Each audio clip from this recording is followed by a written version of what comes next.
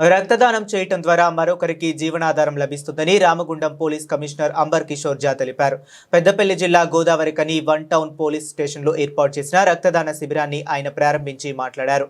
Police అమరవీరుల వారోత్సవాలలో భాగంగా రక్తదాన శిబిరాన్ని నిర్వహిస్తున్నామని పేర్కొన్నారు.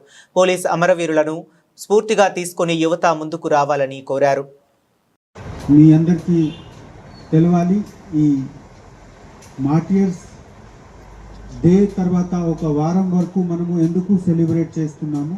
కొంతమంది పోలీస్తో పాత పరిచయం ఉన్న వాళ్ళకి ఉంటుంది, కానీ 1959లో అంటే ఈ రోజు నుంచి దాదాపు 70 years plus 75 years 40 plus 65 years ముందు 21 అక్టోబర్కి 10 మంది వీర జవాన్లు వాళ్ళు ఒక డిఫెన్స్ డ్యూటీగా వెళ్తున్నప్పుడు వాళ్ళ మీద దారి చేసి ఎంబుస్ చేసి చైనీస్ ఫోర్సెస్ ద్వారా వాళ్ళకి దారి చేసి హత్య చేయడం జరిగింది.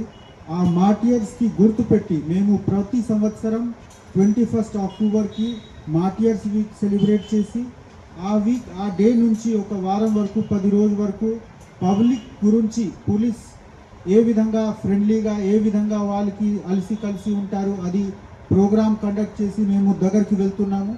మాకు ఏసీపీ గారు డీసీపీ గారు చాలా మంచి చెప్పారు. రొటీన్ డ్యూటీతో సార్ ఈ అన్ని పని అడిషనల్గా ఉంటుంది, కానీ మేము ఈ పనికి అడిషనల్గా చూడట్లేము.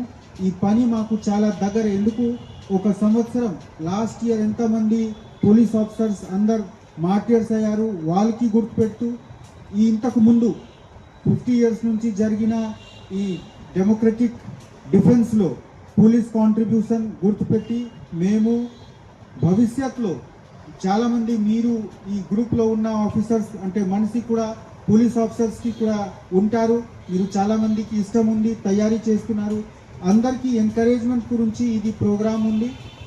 బ్లడ్ డొనేషన్ క్యాంప్ మనము పబ్లిక్ గురించి చేస్తున్నాము, కానీ నా రిక్వెస్ట్ ఉంది, ఇక్కడ బ్లడ్ కలెక్షన్ చేసిన వాళ్ళు అందరు అధికారులతో దయచేసి మా చేసిన రక్తదానం సరిగా బ్లడ్ బ్యాంక్కి వెళ్ళాలి.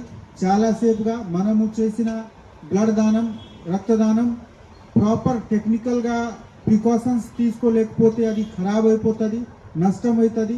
సో నా రిక్వెస్ట్ ఉంది, దయచేసి మంచిగా ఫ్రీజర్లో పెట్టి ఇమీడియట్గా ఈ అన్ని బ్లడ్ బ్యాంక్కి షిఫ్ట్ చేయండి.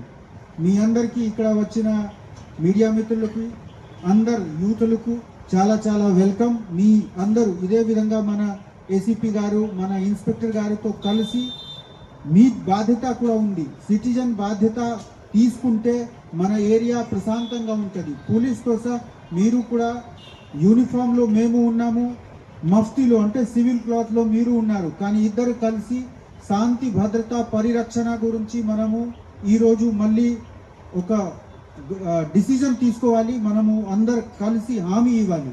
థ్యాంక్ యూ అని.